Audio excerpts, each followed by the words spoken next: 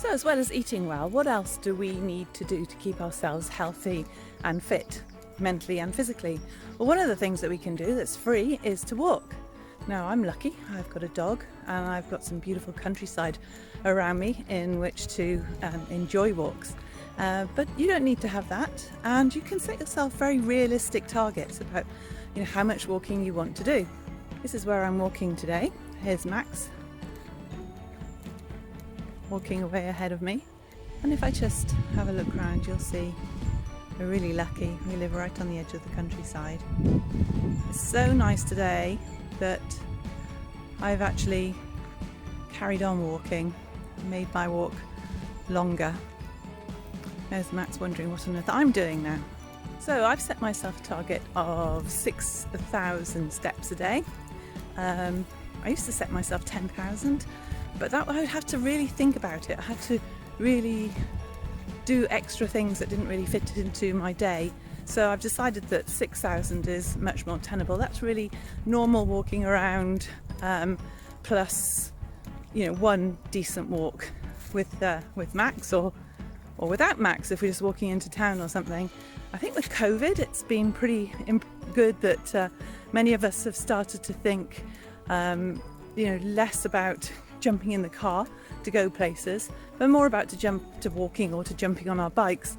Certainly very noticeable how little we've been spending on fuel and how much we've been walking. Even when we know we're going to be doing quite a lot of shopping, between the two of us we'll take a rucksack, a couple of bags, and we've been carrying the stuff back home, which is great. One of the things that the COVID research is showing is that vitamin D is very important to your resistance, your resilience in the face of COVID.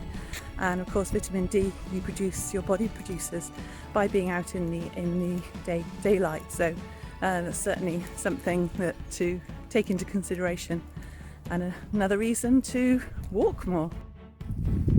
One of the great things about this particular walk is that it involves some hills, so that's really good for your cardio.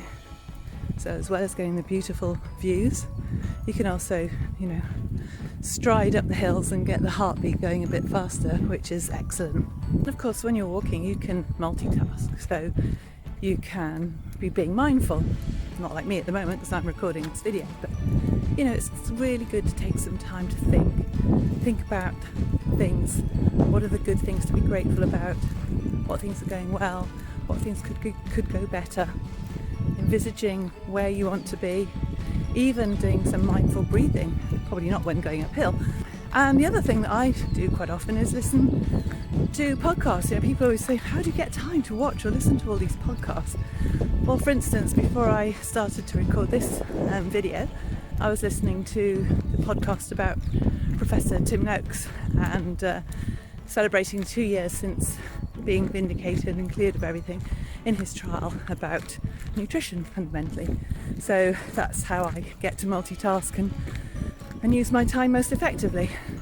And of course the other benefit is that Max gets to have some lovely walks, which also help to keep him fit and healthy. Here he comes. Hey Max, what'd you say? Yeah?